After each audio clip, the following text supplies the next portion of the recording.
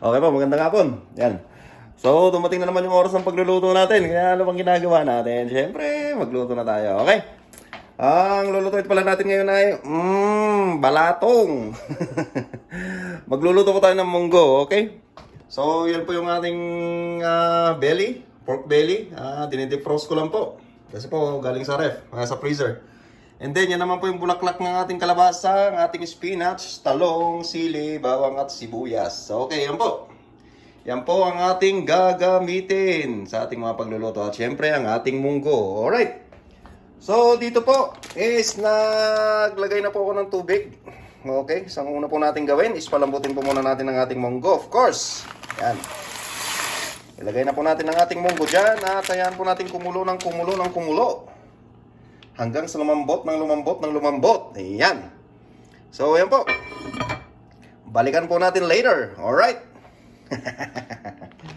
At i-defrost ko lang po yung ating panahog. And then, hiwa-hiwain ko lang po itong ating mga himay-himayin ko lang po itong ating mga gulay. And then, proceed na po tayo mamaya. Alright. Sarap po niyan. Daming gulay. Piyesta sa bibig. Okay. Check po natin yung pinapalambot natin. Kung okay na po ba siya. Yan. Alright. Kita niyo yan. Durog na siya. Ang gawin po natin is palaputin lapang po natin ng konti. Yan. Kaya po hininaan ko na po yung apoy niya. And then takpan lang po natin para po lumapat pa siya ng konti. So dito naman naglagay na po tayo ng palayok. And then switch on na po natin. At pagkatapos, yan na po yung ating mailuluto. Yun pong ating talong. Nakababad po yan sa ating tubig. Kasama po ng ating sili. Ang ating pong talbos bulaklak ng kalabasa, ang ating bawang sibuyas, siyempre ang ating spinach na malalaki. At ito naman po yung ating belly. Yan, siyempre ang gawin po natin is ilagay na po natin dito at pagmantikahin na po natin yan. Yes, pagmantikahin na po natin yan. Alright. At ilagay lamang po natin dyan. And then, antayin lamang po natin na mag-brown. Yan. At magmantika. Yan. Sarap naman ng munggo natin ngayon, mga Jods. Okay. So, hanggang po natin. Takpan lang po natin. And then, balikan po natin mamaya kapag brown na siya. Okay. Okay. Balikan po natin yung niluluto natin. Ayun. Pagkatapos po ng mga ilang minuto. Yan. Yan na po yung itsura niya. Ay, naku, Diyos ko. Ito pa lang, ulam na. So, kung napapansin niyo po, marami po siyang excess na mantika. Diyan po papasok yung ating talong. Yan. Ipapasok po natin yung ating talong dyan. Alam niyo naman po kapag nagpiprito ng mantika, di ba? Ay, nagpiprito ng mantika. Nagpiprito ng talong. Yan. Sinisip-sip po lahat ng talong ang mga mantika. Okay. So, yan po. Antayin lamang po na maprito natin yung ating mga talong. And then, yan. Diretso na naman po tayo sa ating pagigisa mamaya. Antayin lamang po natin na maprito yung ating mga talong. Okay? So, balikan po natin siya kapag naprito na po yung ating mga talong. Alright. So, ayan po. Pagkatapos pong maprito ng ating mga talong, syempre, sunod na po natin ang ating bawang sibuyas. Ayan. Alright. At syempre, dahan-dahan lang po natin sa paghalo. Para po hindi madurog yung ating mga talong. Ayan. Okay. Ano po po ang bango? Sahog pa lang, ulam na. Alright. Sobrang bango, grabe. So, yan po. Antayin lamang po natin na mag-isa yung ating sibuyas at bawang. And then, next step na naman tayo. So, yan po. Pagkatapos pong mag-isa ng ating bawang at sibuyas, may natira po akong dito, konting bagong. Yan, bagong isda. So, sa halip na yun pong kanang gamitin ko, patis, ito na lang po. Papamoyan na lang po natin siya. Yan. Okay. Pagkatapos po nating mapamuyan yan, syempre,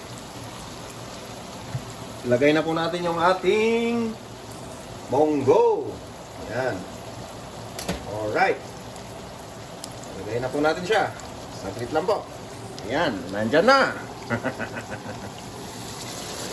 Lagay na po natin yung ating monggo. Yan.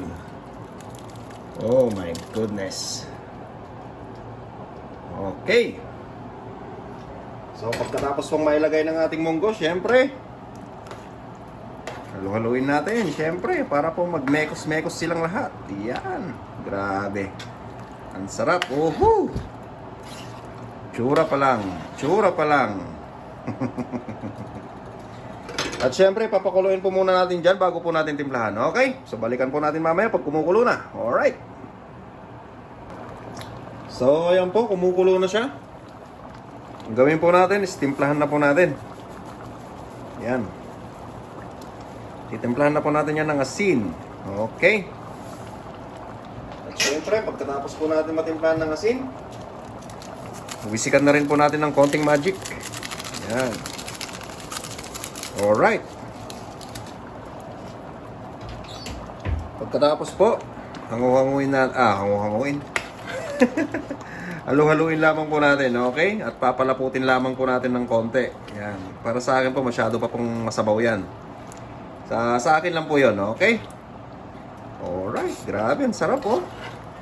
May munggo ka na nga. Oh. May ano ka pa, bagnet-bagnet. Tapos meron ka pang talong, piniritong talong, kompleto. Oh my goodness. Okay po, palaputin lamang po natin ng konti para po makapag-adjust tayo ng timpla mamaya. Okay. Okay po, balikan natin. So para sa akin po, sakto na po yung lapot na yan. Okay. So, ang gawin po natin, of course, lagay na po natin tong ating sili. Yan, pampabango. Okay. Yan. Pagkatapos po natin may pailalim yung ating sili, syempre, lagay na po natin yung ating spinach. Yan. Yung ating malalaking spinach. Oh my goodness. Huwag po kayong magalala. Kahit puno po yan, kasi yung spinach, kapag naluto yan, wala na po yan mamaya. Konting-konti na lang po yan. Promise. Okay. Kaya pag pinailalim po natin itong mga spinach natin, kaya po, wala na po yan. Konting-konti na lang. Ayun, sarap. Oh my goodness, ang daming gulay. Parang piyesta sa bunganga kapag kinain mo to. Grabe. Oh my goodness. Grabe. Iba't ibang texture yung malalasahan mo. Grabing munggo. At syempre, hindi pa po nagtatapos dyan, di ba? Meron pa po tayong ilalagay na pang-ibabaw natin. Okay? Yan. So, hayaan lamang po natin na kumulo ng mga 1 minuto. And then, lalagay na po natin yung ating final touch. Alright? At pagkatapos po niyang kumulo, lalagay na po natin ang ating bulaklak ng kalabasa. Oh my goodness, grabe. Naglalaway po ako, Jods. Naglalaway ako, mga Jods. Okay. Yan. Oh my God. Grabe. So, yan po. Pakuluin lamang po natin ng mga 1 minuto lang din. And then, tapos na po tayo. Okay. Oh my goodness. Yan. Overload. Balikan po natin mamaya. After 1 minute. Okay. Alright. So after po ng 1 minuto, pinatay na po natin siya. Yan. Yan na po yung itsura ng ating niluto. Oh my goodness. Sahog overload.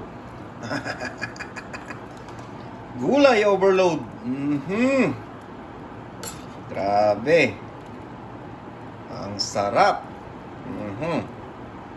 Okay po. So, ito po ang luto natin ngayong gabi. At dyan na rin po nagtatapos ang ating video. Okay? So, pag nagutom po kayo sa video natin, o kaya natakam kayo, please. Paki-like po yung ating video, yung video natin. Paki-share, subscribe, okay? Ayan po, alright. So, hanggang dito na lang po yung video natin ngayon. Hanggang bukas na naman po.